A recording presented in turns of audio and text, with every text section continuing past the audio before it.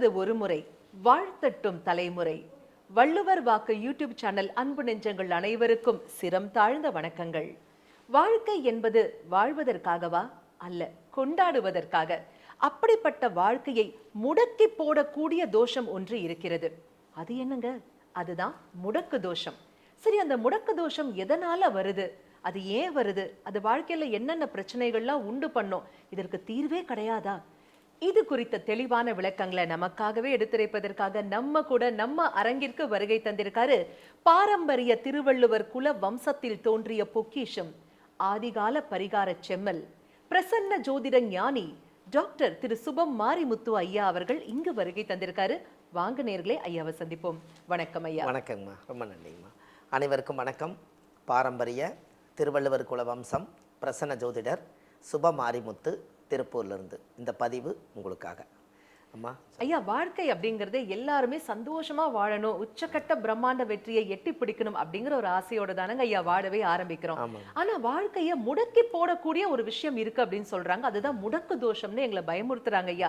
இது உண்மைதானா? அது அவ்வளவு வல்லமை படைத்ததா? அப்படி இருக்குனாக்க உங்களுக்கே உரித்தான பிரத்யேகமான ஆதிகால பரிகார முறைகள்ல இதற்கு தீர்வுகள் இருக்கா? கண்டிப்பாங்கம்மா, ரொம்ப சந்தோஷம்.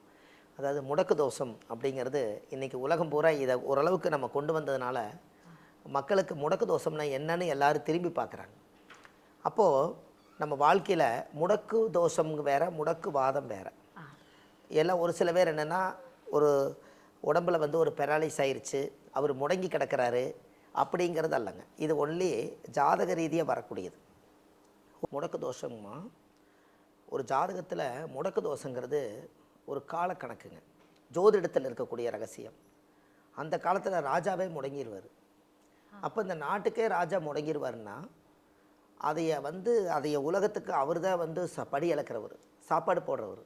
அவரே முடங்கிட்டாருன்னா அவரையும் ரெக்கவரி ஆக்கி அவர் இந்த உலகத்துக்கு ராஜாவாக இருந்து எல்லா மக்களும் சாப்பிட்டு வாழணும் இல்லைங்களா? அப்போ ராஜாவுக்கே அந்த சோதனை அந்த காலத்தில் இருக்குது. அப்போ அந்த ராஜாவுக்கே சோதனை இருக்கும்போது அப்போது அரண்மனை ஜோசியர் ஒருத்தர் இருப்பார். அந்த அரண்மனையில் இன்றைக்கி இந்த அரண்மனைக்குள்ளே எந்த கேடு இல்லாமல் ஒரு குழந்தை பிறந்தாலோ ஒரு ஆடு மாடு இருந்தாலும் எது இருந்தாலும் அது காலக்கணக்கு எழுதி வச்சு அதை பரிசுத்தமாக வச்சு காலம் நேரத்தை கணிக்கிறதுக்காக அரண்மனை ஜோசியரை ஆதி காலத்தில் அவங்களுக்கு ஒரு இடத்த கொடுத்து வச்சுருந்தாங்க. அப்போ ஜோதிடம் ராஜா காலத்துலேருந்தே வருது இல்லைங்களா? என்னங்க ராஜா, நீங்கள் இந்த கலர் தான் நீங்கள் போடணும், இந்த இதை யூஸ் பண்ணணும், இந்த கடவுளை தான் நீங்கள் கும்பிடணும், இப்படித்தான் நீங்கள் நடைமுறை சாத்தின்னு அந்த காலத்தில் ஒரு ஆலோசகர் இருந்துட்டு இருந்தாங்க. நீங்கள் ஒரு உதாரணத்துக்கு ஒரு பல்லாக்கு இருக்குது இல்லைங்களா? இந்த பல்லாக்கில் ராஜாவை எடுத்துகிட்டு போகும்போது பார்த்தீங்கன்னா முன்னாடி தீப்பந்தம் போகும், அப்புறம் அரக்கன் முன்னாடி போவார். அந்த ராஜா பக்கத்தில் வந்து பாராயணம் பண்ணிவிட்டு ஆலோசகர் சொல்கிறதுக்கு ராஜா காதில் பக்கத்தில் ஓதறதுக்கு பக்கத்தில் ஒரு ஆலோசகர் இருப்பார். 4 பீமர்கள் வந்து தூக்கிட்டு போயிட்டுருப்பாங்க. அப்போ முன்னாடி அரக்கன் இருப்பாங்க, பின்னாடி அரக்கன் இருப்பாங்க. ஆனால் ஜோதிடம் ராஜா மட்டும் நடுமையத்தில் இருப்பாங்க. அப்போ இந்த ஆலோசகர் எது போகிறதுக்குள்ளே அந்த நாட்டுக்கு அறிவிக்கிறதுக்காக எல்லா ஆலோசகரும் இந்த நேரத்தில் நீங்கள் இப்படி நிற்கணும், இந்த நேரத்தில் பேசணும்னு சொல்லி அந்த காலத்தே ராஜாவை பாதுகாப்பு பண்ணினதே ஜோதிடர் தான். ஆனாங்க ஐயா, நம்ம ஊர்ல தானே ஜோதிடம் இவ்வளவு இருக்கு. அப்போ வெளிநாடுகள்ல பிரிட்டிஷ் பார்த்தீங்கன்னாக்கா ஒரு காலத்துல உலகையே ஆண்டாங்க. அவங்க எந்த ஜோசியமும் பார்க்கலையே. அது விஞ்ஞானபூர்வமாக அவங்க ஜாதகத்தை அவங்களுக்கு அவங்களோட பாரம்பரியம் டேட்டா பர்த்தை எடுத்து ஜாதகத்தை கணிச்சு உனக்கு இப்படி நடக்குன்னு அந்த காலத்தில் சொல்லாதனால அவங்க அதை கண்டுக்காமல் அவங்க வேலையை பார்த்துட்டு இருந்தாங்க. எப்போவுமே சொல்லாத காதல் செல்லாமலே போயிடுமா, மனசுக்குள்ளேயே வச்சுருந்தா எப்படி தெரியுங்க? அப்போது எல்லாத்துக்குமே ஒரு ஆனான்னு ஒரு குழந்தைக்கு போட்டு காமிச்சா இது ஆனாதான் அப்படிங்கிறத அதை தொட்டு காமிக்கும். அந்த காலத்தில் கரடு முருடாக வாழ்கிற காலத்துகளில் எதை உருவாக்குனாங்களோ அந்த எதை உருவாக்குனாங்களோ அதுதானே நம்மளுக்கு தேவை. அப்படி இருக்கிறதுல நம்ம ஜாதகத்தில் 12 ராசியில் 9 கிரகங்களும் சுழற்சி ஆகும்போது அந்த கிரகம் வந்து சுழற்சியாக நம்ம ஜாதகத்தில் வந்து அந்த அலைவரிசை நம்ம மேலே பட வேண்டியது. அந்த அலைவரிசை படலையும் போது நம்மளோட கர்ம என்னமோ ஒரு கர்மா கடவுள் நம்மளை லாக் பண்ணி வச்சுருவார். லாக் பண்ணி வைக்கிறதே எதுக்குன்னு கேட்டிங்கன்னா, ஒரு சோதனை வந்ததுக்கப்புறம் தான் நம்ம தேடுவோம். அப்போ பிறக்கும் போதே ஒவ்வொருத்தரோட ஜாதகத்திலேயே முடக்கு தோஷம் எப்படி வரும்னு கேட்டிங்கன்னா, சூரியன் நின்ற நட்சத்திரம் எதுவோ அந்த வீட்டுக்கு தான் அந்த ராசிகள் முடங்கி போகும். சூரியன் நின்ற நட்சத்திரம், இது வரைக்கும் சந்திரன் நின்ற நட்சத்திரம் தான் உங்கள் ராசி. உங்களுக்கு சந்திரன் வந்து ரேவதி நட்சத்திரத்தில் நிற்கிதுன்னா அது ராசி. அதே போல் சூரியன் நின்ற நட்சத்திரம் எதுவோ அதுதான் அப்பாவுடைய உயிர் கருவோய் அம்மா கர்ப்பத்தில் வச்சு ஒரு குழந்தை பிறக்கும். இப்போ கரு உருவாகும் போதே கர்மா உருவாயிருங்க.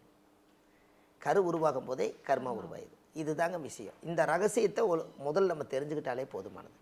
சூரியன் என்ற நட்சத்திரங்கிறது யாருடைய ஜாதகமாக இருந்தாலும் அந்த சூரியன் எந்த நட்சத்திரத்தில் இருக்குதோ அந்த நட்சத்திரம் தான் அப்பாவுடைய கரு உருவான நட்சத்திரங்க. எல்லா காலமும் வாழ்கிறாங்க, எல்லா காலமே அவங்களுக்கு கன்சீவ் ஆகுதுங்களா? கடவுளாக பார்த்து இந்த வருஷத்தில் இந்த மாதத்தில் இந்த கிழமை இத்தனை மணிக்கு இவங்களுக்கு கரு கொடுத்தால் இந்த குழந்தை 10 மாதம் கிளம்பிச்சு வெளியே வருங்கிறது பிரபஞ்ச ரகசியம். அப்போது ஒரு சூரியன் என்ற நட்சத்திரம் எதுவோ அதுதான் நம்ம ஜாதகத்தில் முடக்கு தோஷம். அப்போ சூரியன் என்ற நட்சத்திரத்துக்கு 12 ராசியில் அது அவங்களுடைய நட்சத்திரத்திலேருந்து அது மூல வரைக்கும் அதனுடைய கணக்கு பாருங்கள். அதெல்லாமே அந்த ஜோதிட கணக்கில் நம்ம கொண்டு வந்து மூல நட்சத்திரத்து வரைக்கும் எண்ணி அந்த மூல நட்சத்திரத்துலேருந்து ஒரு கால்குலேஷன் போட்டு அந்த முடக்கு தோஷத்தை கண்டுபிடிச்சி அந்த முடக்குக்கு உண்டான கோவில் எங்கே இருக்குதுன்னு கண்டுபிடிச்சி அந்த கோயிலுக்கு போயிட்டு வந்தால் தான் அந்த முடக்கு தோஷம் நிவர்த்தி ஆகும். இப்போ ஒன்றும் இல்லைங்க, லக்கணம் முடங்கிருச்சு. ஒரு உதாரணத்துக்கு லக்கணம் முடங்கிருச்சுங்க. ஒருத்தருடைய ஜாதகத்தில் ஏதோ ஒரு லக்கணம் சொல்லுவாங்க, அந்த லக்கணமே முடக்கு தோஷமாயிருச்சுன்னா முதல் ஜாதகரே முடங்கிடுவாருங்க. உங்கள் வீட்டில் நம்மக்கிட்ட ஜாதகம் பார்க்க வரும்போது பார்த்தீங்கன்னா யாரோ ஒருத்தர் ஜாதகம் பார்க்க வருவாங்க. சார் அவர் வந்து படித்து வேலை இல்லாமல் வீட்டிலையே முடங்கி கிடக்கிறாரு, அவ்வளவு தூரம் கஷ்டப்பட்டு படித்தார், இப்போ முடங்கி கிடக்கிறாரு அப்படின்னு அவங்க சொல்லுவாங்க. அப்போ இது என்ன காரணமாக இருக்குதுன்னு கேட்குறீங்க? அந்த முடக்கு தோஷத்தினால தான் அந்த பிரச்சனை வருது. அப்போ லக்கணம் முடங்கிருச்சுன்னா ஜாதகரே முடங்கிடுவார். 2ஆம் இடம் தான் குடும்பஸ்தானம்ங்க. அப்போ 2ஆம் இடம் ஒருத்தருக்கு முடக்காயிருச்சுன்னா அவங்களுக்கு நல்ல குடும்பமாக அமைஞ்சு அவங்க ரொம்ப சீரழிவாங்க, அவங்க பிரச்சனையிலேருந்து ரொம்ப சீரழிவாங்க. 3ஆம் இடம் முடக்கு தோஷம் ஆயிடுச்சுன்னா அவங்க கூட பிறந்தவர்களை இவங்க முடக்கி வச்சுருவாங்க. இந்த முடக்கு தோஷம் ஒரு இடத்துல தான் விழுகுங்க, ஒவ்வொருத்தருக்கும் ஒவ்வொரு பாவகத்தில் விழுகும் இல்லைங்களா? இப்போ என்னுடைய ஜாதகத்தில் 10ஆம் இடம் முடக்குன்னா எனக்கு தொழில் ஸ்தானம் தான் முடக்காக இருக்கும். எனக்கு மற்ற மீதி 11 பாவகம் எனக்கு நல்லா தான் இருக்குங்க. அந்த 10ஆம் பாவத்தை சரி பண்ணுற வேலை மட்டும்தான் இந்த பிறவி வாங்கி நான் வந்திருக்கேன். இதை சரி பண்ணுறதுக்கு தான் கோயிலை பிடிக்கிறது. அருமை ஐயா, அருமை. இப்போ ஒவ்வொரு கட்டத்துக்கும் ஒவ்வொரு கோவில் இருக்குல்ல? கண்டிப்பாங்கம்மா, ஆமாங்க. இப்போ அதை பாருங்கள், 3ஆம் பாவம்ங்கிறது முடக்கு தோஷம். கூட பிறந்த சகோதரி, இளைய சகோதரியை முடக்கிடுவார். அவங்க எங்கேயோ வாழ்ந்துட்டு இருப்பாங்க, இவர் கரு உருவாகும் போது 3ஆம் இடம் முடக்காயிருச்சுன்னா இவர் பிறந்து தலையெடுக்க எடுக்க அவங்க டவுன் ஆயிடுவாங்க. அப்போது லக்கணத்துக்கு 4ஆம் இடம் முடக்கு தோஷம். 4ஆம் இடத்துல ஒரு ஜாதகத்தில் முடக்காயிருச்சுன்னா அவருக்கு 4ஆம் இடத்த சொத்து, 4ஆம் இடத்த வண்டி வாகனம், 4ஆம் இடத்த சுகபோகம், எல்லாத்தையும் அனுபவிக்கிற இடம் 4ஆம் இடம். தாயோட அன்பு 4ஆம் பாவங்க. இந்த 4ஆம் இடம் முடங்கிருச்சுன்னா அவர் தாயை விட்டு பிரிஞ்சிருவார். இல்லை ஒரே வீட்டுக்குள்ளே இருப்பார், அம்மாவும் பையனும் பேசிக்க மாட்டாங்க, தாயோட பாசம் இல்லாமல் ஏங்குவாங்க, பாசத்துக்கு தாயும் ஏங்கும், குழந்தையும் ஏந்து. அதுபோக வண்டி வாகனம் எடுத்த பிரச்சனை, சொத்து பிரச்சனை, இது எல்லாமே அந்த முடக்கு தோஷத்துக்குள்ளே போய் லாக்காயிடும். இப்போ ஒரு உதாரணம், 4ஆம் இடம் முடக்கு தோஷம் ஆயிட்டா அவர் நல்லா போயிட்டுருப்பாருங்க. என்றைக்காவது ஒரு நாள் 4ஆம் இடம் தான் வீடு, அவர் எப்போ வீடு கட்டுறாரோ அன்னையிலேருந்து இவர் முடங்கிடுவாருங்க. கர்மாவை போய் இயக்குறாரு, அப்போ அது ப்ளஸ் ஆகிருங்க, இது மைனஸ் ஆகிருங்க. இப்போ யாராவது ஒருத்தர் வந்து 4ஆம் இடம் முடக்கு தோஷமாகி வீடு கட்டிட்டாங்கன்னா ஆடு அசைஞ்சு அசைஞ்சு சாப்பிடும், வீடு அசையாமல் சாப்பிடுமா. சின்ன பிளான் போட்டு வீட்டை பெருசாக பண்ணிடுவாங்க. அங்கே கொஞ்சம் கடனை வாங்கி இங்கே கொஞ்சம் கடனை வாங்கி மன உளைச்சலாகி வீட்டை கட்டிட்ட கால் வச்சுட்டுமேனு கட்டி போடுவாங்க. இந்த இதுக்குள்ளே போய் உட்கார்ந்து அவங்க நிம்மதியாக வாழ முடியாமல் அங்கிருந்து அவங்களுடைய கர்ம வேலை செய்ய ஆரம்பிச்சிருங்க. அப்போது நம்ம ஜாதகத்தில் எதை இயக்கணும் எதை இயக்கக்கூடாதுன்னு ஆதி காலத்தில் சில ரூல்ஸ் இருக்குதுங்க. அதையெல்லாம் தாண்டி இன்னொருத்தர் இவர் வீடு கட்டிட்டாருன்னா நான் ஏன் கட்டக்கூடாதுன்னு லோன் கொடுக்குறாங்கன்னு வாங்கி கூட கட்டிடுவாங்க இல்லைங்களா? அதில் தான் இவ்வளோ பிரச்சனை வர்றதுக்கு காரணம். இப்போ இது 4ஆம் பாவம். இந்த முடக்கு தோசை எப்படி சுற்றி வருதுன்னு பாருங்க. சரிங்க ஐயா, 12க்கும் சொல்லுங்க ஐயா. அப்போ இது 5ஆம் பாவம் முடக்கு தோஷம் ஆயிடுச்சுன்னா முதல் கரு அழிஞ்சு அது இதாகிருங்க. 5ஆம் இடம் தான் புத்திரஸ்தானம். அப்போ கரு வயிற்றுக்குள்ளேயே நான் ஒரு மாதம் 2 மாதம் இருந்துச்சுங்க, அது சரியாக இல்லை அப்படின்னு அபாஷன் ஆயிரும். இல்லை அந்த கருவை கலைக்க வேண்டிய சூழலை வந்துடும். 5ஆம் இடம் முடங்கி ஒரு குழந்தையே பிறந்தாலும் இவருடைய ஜாதகத்தில் 5ஆம் இடம் முதல் குழந்தையாக இருந்தால் அவர் ஜாதகத்தில் பிறந்த குழந்தை 5ஆம் இடம் முடக்க இருக்கிறனால அந்த குழந்தையோட திறமை வளராமல் இவர் லாக் பண்ணி வச்சுருவார். இது எவ்வளோ பெரிய கர்ம தோஷம்னு பாருங்கள். அப்போது அடுத்தது 6ஆம் பாவம். ஒரு மனிதனுக்கு வேலை நிரந்தரமாக கிடைக்கிறதும் தொழில் எப்போதுமே நம்மளுக்கு சப்போர்ட்டாக இருக்கிறதும் அத்தனையுமே 6ஆம் பாவம் தாங்க. ஒரு மனிதனுக்கு 6ஆம் பாவம் நல்லா இருந்தால் 6ஆம் இடம் சண்டை வழக்கு நோய் கடன் எதிரி. சண்டை எதுக்கு போடுறதுன்னா வெற்றிக்கு, உழைக்கிறது எதுக்குன்னா வாழ்க்கையில் முன்னேறதுக்கு, அப்போது வழக்கு எதுக்குன்னா போராடி அந்த வழக்கை ஜெயிக்கிறதுக்கு. அப்போ இந்த 6ஆம் பாவம் முடங்கிருச்சுன்னா முதல் அவருடைய உழைப்பு முடங்கிருங்க. அப்போது அடுத்தது லக்கணத்துக்கு 7ஆம் இடம் முடக்கு. 7ஆம் இடம் யாராவது ஒரு ஜாதகத்தில் முடங்கிட்டா திருமணம் ஆனதுக்கப்புறம் அந்த ஜாதகர் முடங்கிடுவார். 7ஆம் இடம் தான் கல்யாணங்க. 7ஆம் இடம் தான் கல்யாணம். அப்போ இந்த 7ஆம் இடம் வந்து உங்கள் ஜாதகத்தில் கல்யாணமாக இருந்தால் அந்த 7ஆம் இடம் முடக்கு தோஷம் இருக்கிறனால அந்த 7ஆம் இடம் முடக்கு திருமணம் பேச்சை எடுத்ததுலேருந்தே அந்த குடும்பத்தில் பிரச்சனையாக இருக்குங்க. நம்மக்கிட்ட ஜாதகம் கிட்டத்தட்ட ஒரு 200-300 ஜாதகமாவது 7ஆம் இடம் முடக்க நாங்கள் கேள்வி கேட்டுக்கிறோங்க. எங்கள் வீட்டில் ஆமாங்க பிள்ளைய நல்லா படிக்க வச்சேன், கல்யாண பேச்சை எடுத்தாலே பிள்ளை எங்கிட்ட சண்டைக்கு வராப்பிள்ளைங்க அப்படிம்பாங்க. அப்போ அந்த பொண்ணு சண்டைக்கு வரலைங்க, அதோட கர்ம சண்டைக்கு வருது. எப்படிங்கம்மா? கர்ம சண்டைக்கு வருது. அதை என்றைக்கு அவங்க நிவர்த்தி பண்ணுறாங்களோ அன்றைக்கி அந்த பொண்ணு நிம்மதியாக வாழும். 7ஆம் இடம் தான் ஒரு ஆண் பெண் சேர்ந்து குழந்தை பெக்கக்கூடிய இடம், அங்கீகார உறவு அதுதாங்க. 7ஆம் இடம் தான் தாம்பத்திய வாழ்க்கை, 7ஆம் இடம் தான் மனைவி, 7ஆம் இடம் தான் நட்பு, 7ஆம் இடம் தான் நண்பர்கள், 7ஆம் இடம் தான் லைஃப் பார்ட்னர், தொழில் பார்ட்னர். இத்தனையுமே 7ஆம் இடம் முடங்கிருச்சுன்னா இதில் எதுலேயுமே அவங்க திருப்தி அடைய முடியாது. அப்போ இது ஈஸியாக இருக்குது இல்லைங்களா? இந்த முடக்கை நம்ம சரி பண்ணிட்டா அவங்க அந்த 7ஆம் இடம் சுத்தமாயிட்டா இவங்க இந்த பூலோகத்தில் என்ன சந்தோஷம் அனுபவிக்கணும்னு நினச்சாங்களோ அந்த சந்தோஷத்தை இவங்க அனுபவிப்பாங்க. ஆனால் அது தெரியாமல் இவங்க லாக் ஆகிருக்கிறனால இவங்க என்ன பண்ணுறதுன்னு தெரியாமல் அப்படியே அமைதியாக இருப்பாங்க. நான் ஒரு கஷ்டத்திலேயே வாழ்கிறேங்க அப்படின்னு. அடுத்தது 8ஆம் இடம் முடக்கு. இந்த 8ஆம் இடம் முடக்குங்கிறது என்ன அப்படின்னு கேட்டிங்கன்னா, மாங்கல்யம் அவங்க கழுத்தில் அடிக்கடி நிற்காதுங்க. தாலியும் கட்டியிருப்பாங்க, எனக்கு தானாக கழண்டு விழுகுதுங்க. ஆனால் கணவருக்கு ஒன்றும் ஆகாது. 8ஆம் இடம் முடக்காக இருந்தால் ஒன்றும் ஆகாதுங்க. திருமணம் ஆனதுக்கப்புறம் மாங்கல்யம் வந்து அடிக்கடி கழண்டு விழுகுதுங்க. நீங்கள் பெரியோர்களால் நிச்சயிக்கப்பட்ட திருமணத்தினுடைய மங்கலியத்தை நான் உண்டியில் போட்டேன், இப்போ வேறு தாலி தான் கட்டிக்கிறீங்க, நீங்கள் சொன்னது சரிதான், இப்படி மாற்றுவாங்க. அப்போவே நம்ம தெரிஞ்சுக்கலாங்க. அப்போ அந்த மங்கலியம் முதல் தாலி அதில் இல்லை, 1000 பேர்த்துக்கு முன்னாடி அர்ச்சனை பண்ண தாலி இல்லை, அது இழந்துட்டு இன்னொரு தாலி கட்டியிருப்பாங்க. இந்த 8ஆம் இடம் முடக்க இருக்கிறவங்களுக்கு அந்த மாங்கலியம் வந்து இதாகாது. அதுக்கடுத்து 9ஆம் பாவம். முதல் ஒரு ஜாதகத்தில் 9ஆம் இடம் முடக்கு தோஷம் இருந்தால் நம்ம தாத்தா முப்பாட்டா செஞ்ச கோவில் தானம் தர்மம் புண்ணியம் இருக்குது இல்லைங்களா, இதெல்லாமே லாக் ஆகி நின்றுக்கும். இந்த ஜாதகக்காரர் அனுபவிக்க முடியாதுங்க. கடைசி நேரத்தில் தாத்தா வந்து காப்பாற்று, என்னோடய புண்ணியம் வந்து காப்பாற்றுங்கன்னா இந்த 9ஆம் இடம் முடக்காக இருந்தால் இந்த சாமி தெய்வம் தானம் தர்மம் எல்லாமே லாக் ஆகிருங்க. இவர் ரொம்ப கஷ்டப்பட்டுக்கிட்டே இருப்பார். அவர் தான் கோயிலுக்கு போயிட்டு வந்தாருன்னா பிரச்சனை அதிகமாகிறதுக்கு காரணம். 9ஆம் இடம் தான் தெய்வம். முடக்கு அங்கே இருக்கிறனால அதுக்கு என்ன காரணமாக இருக்குது அப்படின்னு கேட்டிங்கன்னா, அந்த காலத்தில் ஏதாவது ஒரு குலதெய்வத்தை எடுத்து நடத்துவாங்க. ஏதோ இவங்களுடைய ப்ரெஸ்டேஜ் பிரச்சனையினால், ஊர் பிரச்சனையினால் குலதெய்வத்தை பூட்ட வேண்டிய சூழலை வந்து திறக்காமே பல வருஷம் இருந்திருப்பாங்க. அந்த தெய்வ சாபங்கள் எல்லாம் அந்த குடும்பத்துக்கு இருந்தால் தான் அந்த 9ஆம் இடம் முடக்கு தோசை வரும். அப்போ அவங்களுக்கு பரிகாரமே என்ன அப்படின்னா, நீங்கள் ஒரு கோயில் கட்டி கும்பாபிஷேகம் பண்ணி இந்த ஊருக்கே அன்னதானம் போட்டிங்கன்னா அந்த முடக்கு தோசை நிவர்த்தி ஆகும். என்னங்கம்மா? அருமை ஐயா, அருமை. அப்போ 10ஆம் இடம் முடக்குங்க. எது நெகட்டிவாக இருக்கோ அதையும் அப்படியே பாசிட்டிவாக ஆக்கி. ஆமாங்க, பாசிட்டிவாக மாற்றணும். நாம் பிறந்ததே வந்துங்க, நம்ம ரெடிமேடு கர்மா கிடையாதுங்க. நம்ம தாத்தாவுடைய ரத்தத்திலேருந்து தான் நம்ம பிறந்திருப்போம். ஆல்ரெடி அந்த கர்மா இருக்குங்க. நம்ம ஃப்ரெஷ்ஷாக பிறக்கிறதுக்காக நம்ம என்ன தான் நம்ம ஆல்டர்னேட்ஸ் பண்ணாலும் பிறக்கும் போதே விதிக்கப்பட்டதுங்க. ஒரு திருமணம் எப்போ முடிவாகுதுன்னு சொல்லுங்கள். அந்த குழந்தை பிறந்த போதே இல்லைங்களா, அவருடைய ஜாதகத்தை வச்சு அதில் நமக்கு தெரிஞ்சிடும் இல்லைங்களா. அது எழுதி வச்ச ஃபிக்ஸடு. ஒரு கல்யாணம் நடக்கிறதுக்கு 2.5 வருஷத்துக்கு முன்னாடியே கர்மா எழுதப்படுதுங்க. யாருக்கு திருமணமாக இருந்தாலும் 2.5 வருஷம் ஆகுங்கண்ணே. 2.5 வருஷத்துக்கு முன்னாடியே மாப்பிள்ளையும் பொண்ணையும் அது ப்ரிப்பேர் பண்ணிகிட்டே இருக்குங்கண்ணே. அது ஏன் அப்படி ப்ரிப்பேர் பண்ணுது அப்படின்னு கேட்டால், கடலோட உப்பு எங்கே இருக்குதுங்க, நார்த்தங்காய் எங்கே இருக்குது, இந்த 2 ஒரே ஜாடியில் போட்டிங்கன்னா ஊறுகாயாக இருக்குது, டேஸ்ட்டாக இருக்குதுங்கிறீங்க. அது மாதிரி வாழ்க்கை அமைக்கணும்னா கடவுள் எங்கெங்கே வச்சுக்கிறார் வருங்க பொருளை. கடலோட உப்பு கடல் கரையில் இருக்குது, நார்த்தங்காய் நாட்டுக்குள்ளே இருக்குது. இந்த 2ஐயும் அறுத்து போட்டால் ஊறுகாய் டேஸ்ட்டாக இருக்குதுன்னு நம்ம சுவையாக சாப்பிட்றோம்.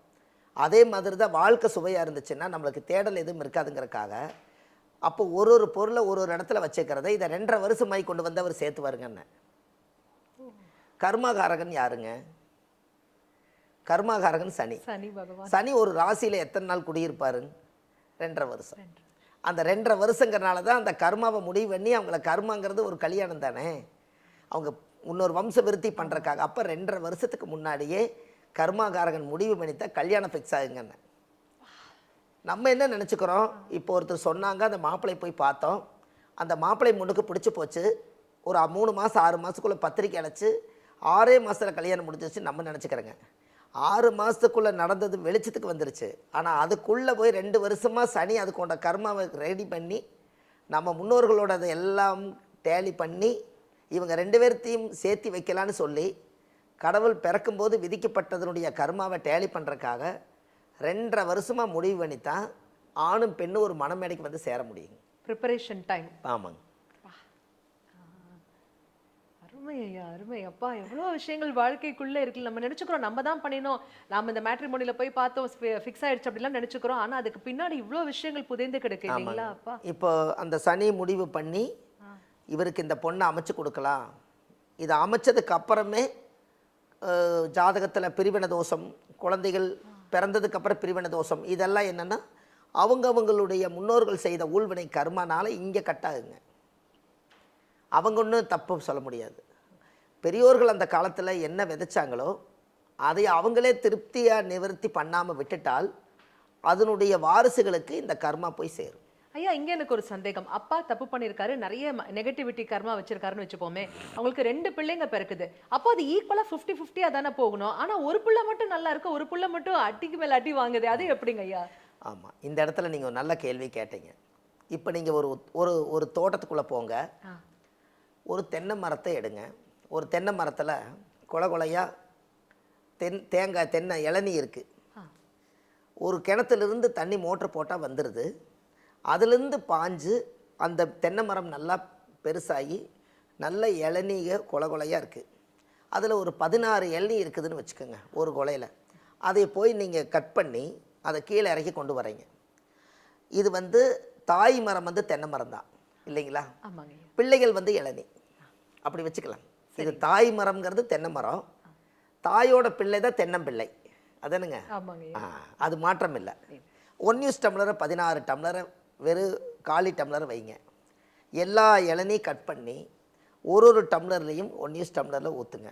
எல்லாமே ஈவனாக இருக்குமா இல்லை கூட குறைய இருக்குங்களா? கூட குறைய தான் இருக்கும். அப்போ கூட குறையா இருக்குதுன்னு உங்களுக்கு தெரியுது. அதே போல தானுங்க ஒரு தாய் பெத்த புள்ள தான் 16 பிள்ளையும். அப்போ கூட குறையோட தான் வாழும் ஒழிஞ்சு அந்த புள்ள மாதிரியே இந்த பிள்ளை இல்லை, இந்த புள்ள மாதிரியே அந்த பிள்ளை இல்லைன்னு தென்னம்பிள்ளையே இயற்கை இல்லையே, எப்படி இது சாத்தியம்?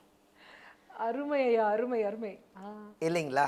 அப்போ நம்ம இந்த தாயோட வயிற்றுல பிறப்பதற்காக இந்த பிறவியில் நம்மளோட அம்மா பேர் தெரியுங்க. போன பிறவியில் நம்ம அம்மா இந்த அம்மா கிடையாதல்ல, அதானே? அப்போ இந்த ஜென்மத்தில் பிறவி வாங்கினதே நம்ம முன்னோர்களுடைய கர்மாவில் இருந்து மனித பிறவி பெரிய ஒரு அற்புதமான பிறவிங்க. மனித பிறவி ரொம்ப பவர்ஃபுல்லான பிறவிங்க. எத்தனையோ ஜீவராசிகள், பறவைகள் இருக்குதுங்க, மிருகங்கள் இருக்குது, எத்தனையோ ஜீவராசிகள் உயிர் வாழுது. மீன்கள், கடலுக்கு கீழே 7000 ஜீவன்கள் இருக்குதுன்னு சொல்கிறாங்க. அதுக்கு மேலே இந்த பூமியில் நிறைய ஜீவன்கள் இருக்குதுன்னு சொல்கிறாங்க. இதுலேயே பிறப்பிலேயே நல்ல பிறப்பு எதுனா ஒரு மனித பிறப்புங்க. ஏன்னு கேட்டிங்கன்னா, இந்த கோவிலெல்லாம் ஒரு 4000 கோயில் தமிழ்நாட்டுக்குள்ள இருக்குதுங்க. இந்த கோயிலை எல்லாம் மகிமைப்படுத்துறது மனிதர்கள் தானே. என்னங்க, கடவுளோட சக்தி எவ்வளவு கொடுத்துருந்தாலும் அந்த ஞானத்தை பெற்று இந்த உலக மக்களுக்காக 1000-2000 தலைமுறைகள் தலைஞ்சு வர்றதுக்கு மனிதனுங்கிட்ட இருக்கக்கூடிய ஞான சக்தியை வச்சுத்தானே இவ்வளவு ஒரு மகத்துவத்தை உருவாக்கியிருப்பாங்க. அப்போ மனித பிறப்பு மிகப்பெரிய பிறப்பு. நம்மகிட்ட இருக்கிற நெகட்டிவை மட்டும் எடுத்துக்க வேண்டாங்க. அவங்க பாசிட்டிவாக பிறந்து 1000 பேர் 1000 சங்கு இடம்புரி சங்கு இருக்கலாம், ஒரு சங்கு வலம்புரி சங்குக்கு ஒரு மரியாதை இருக்கலைங்க. அதுபோல் அந்த ஊருக்குள்ளே எத்தனையோ பேர் ஏற்றத்தாழ்வோடு இருந்தாலும் அதில் 10 பேர் புண்ணியமானவங்க இருந்து இந்த உலகத்துக்கு ஏதாவது பிறந்துட்டோம், இந்த மனித பிறவி இன்னொருக்க பிறப்புமான்னு தெரியல, வாழுங்காலத்தில் எதையாவது ஒன்று உருவாக்கி வச்சுட்டு போகணும்னு நினச்சவங்க மட்டும்தான் கோயிலை கட்டினாங்க. என்னங்கம்மா? Yes sir. ஆனால் கட்ட வைத்ததும் இறை செயல் தான். அது உண்டு. அதான் ஞான சக்தியை வச்சு அவங்களுக்காக வாழாமல் மக்களுக்காக வாழ்ந்தாங்களங்க. இப்போது நமக்களவாக ஒரு தொழில் பண்ணி சம்பாரித்து நமக்களவாக சாப்பிட்டுட்டு வாழ்கிறதுங்கிறது ஒரு தட்டு இருக்குதுங்க. அதே போல் நம்ம நம்ம இப்படியே பிறந்துடக்கூடாது. நம்ம கஷ்டப்பட்டு சம்பாரிச்சதும் பரவாயில்ல, இந்த உலக மக்களுக்கு நம்மளால் முடிஞ்ச நல்ல எண்ணங்களை சொல்லி கொடுக்கணும், நல்ல ஒரு ஆன்மீகத்தை இந்த உலகத்துக்கு கொடுக்கணும், பாரம்பரியமாக நம்மளுடைய ஆன்மீகம் அழிஞ்சிடக்கூடாது அப்படின்னு எத்தனை பேர் தியானம் பண்ணாங்க உங்களை மாதிரி. நிச்சயமாக சொல்லியே ஆகணும் ஐயா. இது பாலைவனம் இருக்கு இல்லைங்களா, பாலைவனத்தில் ஒரு அருகம்பில்லுங்க கூட முளைக்காது, கரெக்டுங்களா? ஆனால் பாலைவனத்தில் அருகம்பில்லுங்க கூட முளைக்காது, கரெக்டு தானுங்க? அங்கே அருகம்பில்லு முளைக்கணும்னா அந்த பாலைவனத்தில் பூராமே மணல். ஆனால் இது சித்தர்கள் வாழ்ந்த பூமி. ஒரு துளசி செடியை இன்றைக்கி விதைச்சிட்டு போனீங்கன்னா நாளைக்கு காலை அது முளைப்பு கட்டியிருக்கான்னு பார்க்கலாம். அப்போ இதில் கோடான கோடி சித்தர்கள் இருக்காங்க. 4000 கோடி மக்கள்கள் இருக்காங்க.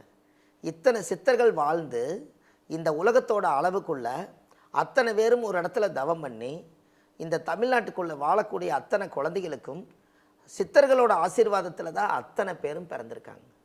அவங்கவுங்களுக்கு நல்லது கெட்டது நடக்கலைங்கிறது அவங்கவுங்கள பிறவி கர்மாங்க. ஆனால் உலக மக்கள் நலனுக்காக இத்தனை சித்தர்கள் உருவாக்கின பவர் இதுக்குள்ளேயே தானே இருக்குதுங்க. அதனால இது தாய் மண்ணு தானே இல்லைங்களா? அப்போ அந்த ஜாதகத்தில் முடக்கு தோஷம்னு ஒன்று வந்துருச்சுன்னா அவங்கெல்லாம் சேர்ந்து ஒவ்வொரு கோவிலில் ஒரு சித்தர்கள் ஜீவ சமாதி இருக்கும். நீங்கள் அந்த கோவிலில் போனீங்கன்னா போன உடனே பவர் வேலை செய்யுங்க. நம்ம போனோடனே உடம்புல மெய் செலுத்திருச்சுங்கன்னு சொல்கிறாங்க. அப்போ நம்மளுடைய முடிக்காலுக்குள்ளே ஏதோ அதுக்குள்ளே ஒரு ஹோல்ஸ் இருக்குது. அது அந்த தண்ணி படுறதும் வேர்த்து ஒழுகிறதும் வர்றது போகிறதுக்குள்ளே தான் கரண்ட்டு பாஸ் ஆன மாதிரி நம்மளுக்கு அந்த கடவுளோட சக்தி இருக்குது.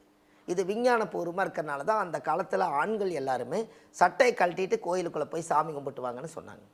அப்போ சட்டை கழட்டும் போது நம்ம உடம்புலேருந்து முடிக்காலிலிருந்து வரக்கூடிய அந்த ரோமங்கள் எல்லாம் அந்த ஓட்ட வழியாக அந்த கடவுள் சக்தியை உள்ளுக்குள்ளே போய் அந்த நிறைஞ்ச மனசாக இருந்து கோயிலுக்கு போயிட்டு ஒரு 48 மணி நேரத்துக்குள்ளே மனசில் இருக்கிற பாரத்தை எல்லாம் அங்கே நெகட்டிவெல்லாம் இறக்கி வச்சுட்டு அந்த பாசிட்டிவை மட்டும் உடம்புல எடுத்துகிட்டு வந்தால் அந்த மாதம் அந்த வருஷத்தில் அந்த சார்ஜ் போட்டுக்கிட்ட மாதிரிங்க அது கணக்கு. கோயிலுக்கு போயிட்டு வரும் மொபைல் சார்ஜ் போட்ட மாதிரி ஃபுல்லி சார்ஜ். ஆமாம், இதுதான் இந்த முடக்கு தோஷத்துக்கு இந்த கோவில். ஆமாங்க. இப்போ 9 வரைக்கும் சொன்னோம். 10ஆம் இடத்துல முடக்கு தோஷம் இருந்தால் என்ன பண்ணலாங்கிறத பற்றி சொல்லுங்க. 10ஆம் இடத்துல முடக்கு தோஷம் யாராவதுக்கு இருந்ததுன்னா அவங்களுக்கு மெயின் தொழிலில் தான் பிரச்சனையாக இருக்குங்க. ஜீவனம் எதுலேருந்து பண்ணுவாங்க. இந்த உலகத்திலேயே பார்த்தீங்கன்னா 3 தொழில் தான் இருந்துச்சுங்க. உலகத்திலேயே 3 தொழில் தான் இருந்துச்சுங்க. இந்த காலங்கள் வளர வளர இன்னைக்கு ஆயிரக்கணக்கான தொழில் வந்துருச்சு இல்லைங்களா?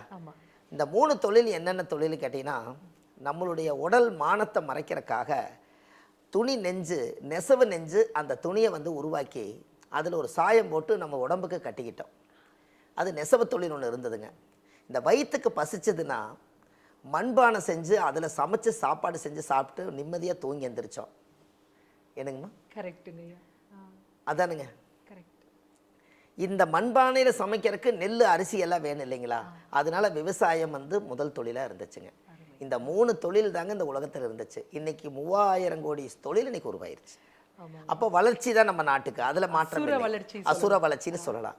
ஆனால் ஆதி காலத்தில் இந்த 3 தொழிலை தவிர வேற யாருக்கும் எதுவுமே தெரியலைங்க. ஆனால் இதை வச்சே நிம்மதியாக வாழ்ந்தாங்களா இல்லைங்களா? ரொம்பவே. என்னங்கம்மா? ரொம்பவே நிம்மதியாக. அப்போ இந்த ஆதிகால மனிதர்கள் அந்த ஜென்ரேஷனில் வாழ்ந்தவங்க எல்லாமே ஒரு கொடுப்பனை தானே. ஆனால் அன்னைக்கு நீதியாக வாழ்ந்தாங்க. காலையில் எந்திரிச்சு சூரிய நமஸ்காரம் பார்ப்பாங்க. நம்ம மண்ணில் இன்றைக்கி ஒரு பெரிய செப்பல் போட்டிருக்கிறோம். இந்த பூமாதேவி மேலே நம்ம உதச்சி நடந்துட்டு போகிறோம். என்றைக்காவது ஒரு நாள் செப்பலை கழட்டி விட்டுட்டு உண்மையில தான் நான் நடந்து போகிறேன், நீ தான் என்னை தாங்கிட்டு இருக்கிற, என்றைக்காவது ஒரு நாள் நீ தாய் மண்ணுன்னு சொல்லி நீங்கள் இந்த மண்ணை தொட்டு கும்பிட்டுருக்கிறீங்களா? சிந்திக்க வேண்டிய விஷயம் நிச்சயமா. அப்போ காலையில் எந்திரிச்சு எல்லாரும் சூரிய நமஸ்காரம் பார்க்கலாங்க. அதுக்கு அடுத்தது காலையில் கால் வைக்கும் போதே கடவுளே உன்னோட மண்ணில் தான் கால் வைக்கிறேன், என்னங்க ஆண்டாண்டு காலம் எனக்கு இந்த பூர்ண ஆயிலோடு நான் வாழ்கிறதுக்கு நீ பூமாதேவி தான் சாட்சி. அதுக்கு தானுங்க அந்த காலத்தில் பாட்டு, மண்ணின் மீது மனிதனுக்கு ஆசை, மனிதன் மீது மண்ணுக்கு ஆசை, என்னங்க மண்தான் கடைசியில் இதை மனம்தான் உணர மறுக்கிறது. அப்போ நம்மளை கடைசியில் நீ மண்ணுக்கு இரையாக போகக்கூடிய சரீர உடம்பே எம்எல்ஏ மிதிச்சுட்டே இருக்கிறையா, ஒரு நாள் நீ என் இடத்துக்கு வரத்தான் போகிறேன்னு சொல்லி அந்த மண்ணை யாருமே வாங்க முடியாதுங்க. நான் அங்கே இடம் வாங்கியிருக்கேன், இங்கே இடம் வாங்கியிருக்கேன்னு எல்லாரும் நம்ம சொல்லிக்கலாம். பேப்பரில் தாங்க பேர் மாறி இருக்குது, இடம் அங்கேயே தானே இருக்குது. என்னங்கம்மா? கரெக்டுங்க ஐயா. பேப்பரில் தான் பேர் மாறிக்குதுங்க. அதுக்கு ஒரு முத்திரை எல்லாமே அரசு சார்பில். ஆனால் அந்த மண் அங்கேயே தான் இருக்குது. மண்ணுக்கு ஒரு எல்லளவு நகரில் இல்லை. அப்போ இந்த மண்ணுக்கும் பொண்ணுக்கும் தான் அந்த காலத்தில் ராஜா காலத்துலேருந்தே சண்டை. அப்போ இன்றைக்கி சொத்துனால பிரச்சனையும் மண்ணுனால பிரச்சனையும் தானே இன்றைக்கி அதிகமாக இருக்குதுங்க. இப்போ இதுக்கு எல்லாமே புண்ணியம் செய்வதற்கே புண்ணியம் செய்திருக்க வேண்டும். நாம் புண்ணியம் செய்து வச்சுருந்தா நம்மளுக்கு சந்தோஷம். என்னங்கம்மா? நிச்சயமா ஐயா. புண்ணியம் செய்வதற்கே புண்ணியம் செய்திருக்க வேண்டும். நீங்கள் ஒரு சாப்பாடு போய் தண்ணி பாட்டில் ஒரு சாப்பாடுன்னு ஒரு ஸ்வீட் வச்சு கொண்டு போய் ஒரு கோயில் ஓரத்தில் உட்காந்துக்கிறவருக்கு நீங்கள் கொடுக்குறீங்க. அவர் ஏற்கனவே சாப்பிட்டு உட்காந்துருக்காரு. நீங்கள் கொண்டு போய் கொடுத்து அவர் வாங்கலினா எனக்கு வேண்டாமா அப்படின்னு சொல்லிட்டா உங்கள் கையில் இருக்கிற சாப்பாடுக்கு புண்ணியம் வருமா? அப்போ அதை வாங்கிறதுக்கே புண்ணியம் செய்வதற்கே நீங்கள் புண்ணியம் செய்திருக்க வேண்டும். அருமை ஐயா, அருமை. ஆமா, சிந்திக்க வேண்டிய விஷயம் இது, நிச்சயமா. அப்போ நம்ம வந்து இந்த உலகத்தில் புண்ணியம் செய்யத்தான் பிறந்தங்க, பாவம் செய்ய பிறக்கல. அதானே? அவன் அருளாலே அவன் தாழ் வணங்கி அப்படிங்கிற மாதிரி இருக்கு. நிஜமா நீங்க சொல்றது அருமை ஐயா. அப்போ இந்த முடக்கு தோஷத்துக்குள்ளதே இத்தனை ரகசியம் வருதுங்க. நம்ம ஜாதகத்தில் இருக்கிற கர்மா தான் அப்படி ஜீவனத்தை வந்து லாக் பண்ணுது. நாம் சாப்பாடு நீங்கள் 100 ரூபா சம்பாரிச்சா வெறும் 1 ரூபா மட்டும் நீங்கள் தர்மம் பண்ணிட்டீங்கன்னா கடவுள் 99 ரூபா உங்களுக்கு கூலி கொடுத்தாரு. ஆனால் அவர் 1 ரூபாய் எதுக்கு சேர்த்து கொடுத்தாருன்னா, அந்த உன்னை நாடி வந்து தர்மம் கேட்பாங்க, அவங்களுக்கு அந்த 1 ரூபா கொடுத்துருன்னு அவர் சொல்லியிருக்கிறாரு. அந்த 1 ரூபாய் நீங்கள் வச்சிருக்கிறதாங்க நம்மளுக்கு நோய். கரெக்டுங்க ஐயா. அந்த 1 ரூபாயா சேர்த்து 10,000 ரூபாய் சேர்ந்துச்சுன்னா, அந்த 10 ரூபாய் அவங்களுக்கு ஒரு டீ வாங்குறதுக்கு ஒரு சாப்பாட்டுக்கு அவங்களுக்கு கொடுத்துட்டிங்கன்னா, இந்த தர்மங்கள் செய்ய செய்ய கருமங்கள் குறையுமா? தீர்வுன்னு இந்த புத்தகத்திலே இல்லை. என்னங்கம்மா? ஐயா அருமை ஐயா. தர்மங்கள் செய்ய செய்ய கர்மங்கள் குறையும். தீர்வுன்னு இந்த புத்தகத்தில் இல்லைன்னா என்னங்க? இந்த பிறவி எடுத்த 120 வருஷத்துக்குள்ள நம்ம முன்னோர்களோட பாவத்தையும் நாம் செய்த கர்மாவையும் எல்லாத்தையும் சேர்த்து வச்சு கொஞ்சம் குறைச்சிட்டு இந்த உலகத்தில் வாழலான்னு சொல்லுதுங்க. அதையும் தர்மம் செய்யலைனால் அது கர்மத்துக்குள்ள தானே இருக்கும். நிச்சயமா லோட கொஞ்சம் இறக்கி வைங்கப்பா அப்படின்னு சொல்றீங்க நீங்க. உங்களுக்கு ஒன்று தெரியுமாம்மா? அதாவது ஒன்று சொல்லிடுறேங்க. கர்மம் அப்படின்னு நீங்கள் ஒரு வெள்ளை பேப்பரில் எழுதுனீங்கன்னா எப்படி எழுதுவீங்க? கா கா இர் மா இம், கா இர் மா இம்னு எழுதுவீங்க. அந்த கா பக்கத்தில் கொஞ்சம் ஒரு சுழி கீழே இழுத்தீங்கன்னா என்னாகும்? தர்மம். தர்மம்னு ஆயிரும். அப்போ அதுக்குள்ளேயே ரகசியம் இருக்குது. அதுதான் மர்மம். ஆமாங்க, கரெக்டாக சொன்னீங்க. அருமை ஐயா, அருமை. கரெக்டு தானுங்க? அப்படித்தான் இருக்குதுங்க. கர்மம்னு இருக்குது, அதைய வந்து நம்ம தர்மமாக மாற்றோன்னா அது நம்ம கையில் தான் இருக்குது. அதனால தான் தர்மங்கள் செய்ய செய்ய கர்மங்கள் குறையும். தீர்வுன்னு எந்த புத்தகத்திலும் இல்லை. இது நான் 17 வருஷத்துக்கு முன்னாடி இந்த புத்தகத்தில் எழுதுனேங்க, தர்மத்துக்கும் கர்மத்துக்கும் என்ன சம்பந்தம்னு. அப்போது அதனால தான் அந்த கோயிலுக்கு போகும்போது இந்த பாட்டை நான் எழுதியிருக்கிறேங்க. ஏதாவது ஒரு கோயிலுக்கு போனீங்கன்னா விளக்கு போட்டு சாமி கும்பிடணும்னா அங்கே போகும்போது சாமியை வந்து பார்க்கும்போது நமக்கு என்ன நடக்குதுன்னு நம்மளுக்கு தெரியல. அங்கே போய் என்ன நினச்சி நம்ம குடும்பம் நல்லா இருக்கணும், தொழில் நல்லா இருக்கணும், என் வீட்டுக்காரர் நல்லா இருக்கணும், என் குழந்தைகளுக்கு கல்யாணம் ஆகணும் அப்படின்னு நினைக்கிறக்கு அங்கே தோணாமல் அங்கே இருக்கிற சாமி அலங்காரத்தை பார்த்து என்ன நினைக்கிறனே தெரியலிங்க. நான் அரை மணி நேரம் நின்று அங்கே போனேன்னு எனக்கு வாயே வரல சாமி கிட்ட போக அப்படின்னு ஒரு ஃபீல் பண்ணுறாங்க.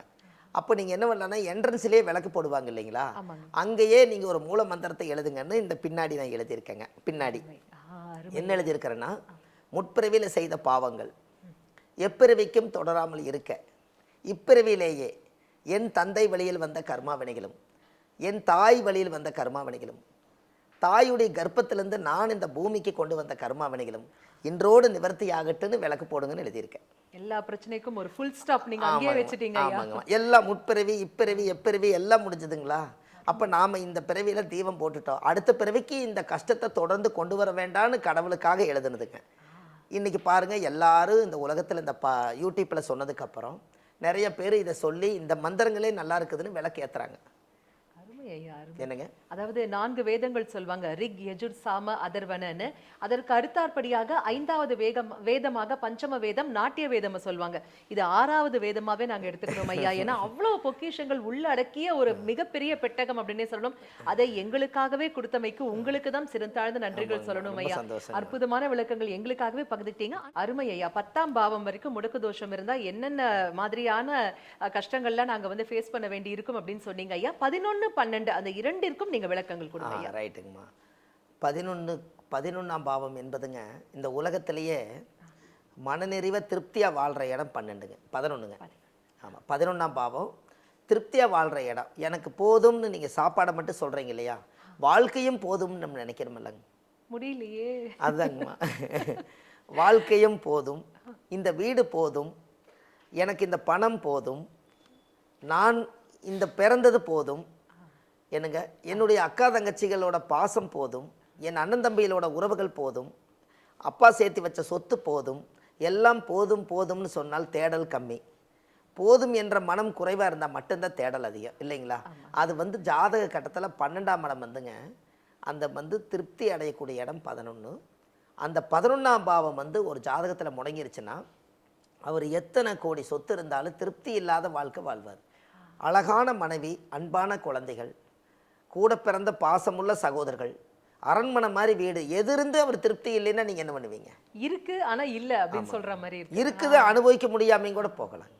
அப்போ இந்த 11ஆம் படம் முடக்கு தோஷம் இருந்தால் ஒரு சின்ன விஷயம் தாங்க. அந்த 11ஆம் படம் முடக்கு தோஷத்தை அவர் நிவர்த்தி பண்ணிட்டாருன்னா எல்லா பிரச்சனையுமே அந்த யோகமெல்லாம் தீர்ந்து, அந்த கஷ்டமெல்லாம் தீர்ந்து அவர் லைஃப்பில் நல்லா இருப்பாருங்க.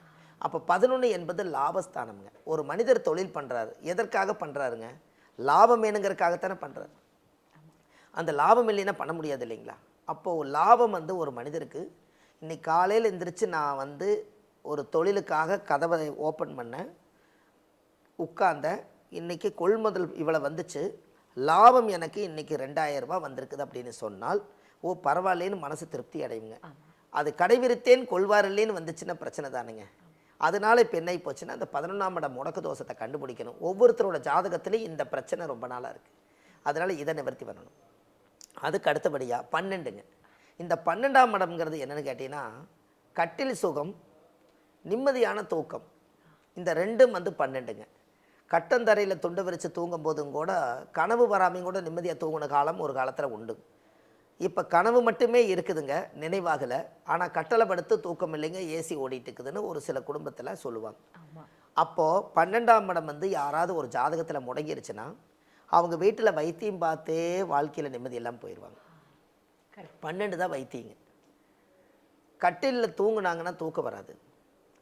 12 வந்து நிறைவடைஞ்சு கடைசியில் வந்து நம்ம இந்த ஆத்ம போதும் மனமேன்னு சொல்லணும். இது இல்லாமல் இருக்கிறதுனால 12 பாவகத்துக்குமே இந்த முடக்கு தோஷம். இந்த முடக்கு தோஷம் பாருங்கள், ஒருத்தருடைய ஜாதகத்தில் ஒரு இடந்த பிளாக் பண்ணும். அப்போ இந்த உலகத்தில் 12 பிளாக்குக்குள்ளே எத்தனையோ கோடி மக்கள் லாக் ஆகியிருக்காங்க. இவங்களுக்கு எல்லாத்துக்குமே கோயில் இருக்குதுங்க. அருமை ஐயா. அதாவது எந்தெந்த பாவங்கள் முடக்கு தோஷத்தினால் பாதிக்கப்பட்டிருக்கிறதோ அதற்கு உரித்தான ஆலயங்கள் என்ன, அது எங்க இருக்கு, அங்க என்னைக்கு போகணும், அங்க போய் யாருடைய கால்களை இறுக பற்றி கொண்டு கண்ணீர் மல்க கதறினால் எங்களுடைய வாழ்க்கை செழிக்கும் அப்படிங்கறத குறித்த விளக்கங்கள். அது வந்து மிகப்பெரிய $1,000,000 ஆன்சர் அப்படின்னே சொல்லணும் ஐயா. அது நீங்க அடுத்த எபிசோட்ல எங்களுக்காகவே பகிர்ந்துக்கணும் ஐயா. கோடானு கோடி அன்பு நெஞ்சங்கள் அனைவர் சார்பாகவும் சிரம் தாழ்ந்த நன்றிகள். ரொம்ப சந்தோஷமா. தீர்க்காயுசு எல்லாரும் நல்லா இருக்கணும். ஆத்மாத்மா இந்த பதிவை கொடுத்துருக்கேன். பாரம்பரிய திருவள்ளுவர் குலத்தில் பிறந்து அடியன் சுப மாரிமுத்து. இந்த பதிவை எல்லாரும் ஜாதகத்தை எடுத்து பாருங்கள். இந்த முடக்கு தோஷம், திரிசூனி தோஷம், இது எல்லாத்தையும் நிவர்த்தி பண்ணுறதுக்கும் ஆலய வழிபாடுகள் இருக்குது. அதையும் அடுத்த எபிசோடில் உங்களுக்கு சொல்கிறேன். இதை மறக்காமல் எல்லாரும் இதை நீங்கள் தெரிஞ்சுக்கிட்டால் உங்களுடைய வாழ்க்கை ரொம்ப நல்லா இருக்கும் என்று சொல்லி, இந்த நேரத்திலே முடக்கு தோஷத்தை பற்றி ஒரு அற்புதமான பதிவை உங்களுக்கு கொடுத்துருக்கேன். அடுத்த பதிவில் உங்களை சந்திக்கிறேன். வாழ்வது ஒரு முறை, வாழ்த்தட்டும் தலைமுறை. நன்றி, வணக்கம். பாரம்பரிய திருவள்ளுவர் குல வம்சத்தில் தோன்றிய பொக்கிஷம், ஆதிகால பரிகார செம்மல், பிரசன்ன ஜோதிட ஞானி டாக்டர் சுபம் மாரிமுத்து ஐயா அவர்களால் உருவாக்கப்பட்ட மிகப்பெரிய பொக்கிஷ பெட்டகம்தான் இந்த ஆதிகால பரிகாரங்கள் பாகம் 1. ஒவ்வொருவரும் வாழ்க்கையில பிரச்சனை தீருவதற்காக அங்க இங்கன்னு எல்லா இடத்துக்கும் ஓடுறோங்க. ஆனா எங்கேயுமே போக வேண்டாம். நம் இல்லத்தில் இருந்தபடியே இந்த ஒரு பொக்கிஷ பெட்டகத்தை நாம் அருகே எடுத்து வைத்துக் கொண்டு இதனை நன்கு கவனித்து பார்த்தாலே போதும், நிச்சயம் நம் வாழ்வின் துன்பங்கள் அனைத்தும் காணாமலே போகும். அந்த அளவிற்கு ஆதிகால பரிகார முறைகள் குறித்த அற்புதமான படைப்புகளை இந்த பொக்கிஷ பெட்டகத்தில் உள்ளடக்கி நம்ம ஐயா டாக்டர் சுபம் மாரிமுத்து அவர்கள் நமக்காகவே கொடுத்திருக்காரு. இது ஒவ்வொருத்தர் வீட்லயும் இருக்க வேண்டிய மிகவும் முக்கியமான ஒரு பொக்கிஷம். ஆக இந்த புத்தக பொக்கிஷம் உங்களுக்கும் வேணும்னா நீங்க உங்க டிவி ஸ்கிரீன்ல கீழே ஸ்க்ரோல் ஆகிற நம்பருக்கு இப்பவே கால் பண்ணுங்க. உங்களை தேடி இந்த பொக்கிஷம் உங்கள் இல்லத்திற்கே வரும். எல்லோரும் எல்லாமும் பெற வேண்டும், இல்லாமை இல்லாத நிலை வேண்டும். வாழ்வது ஒரு முறை, வாழ்த்தட்டும் தலைமுறை.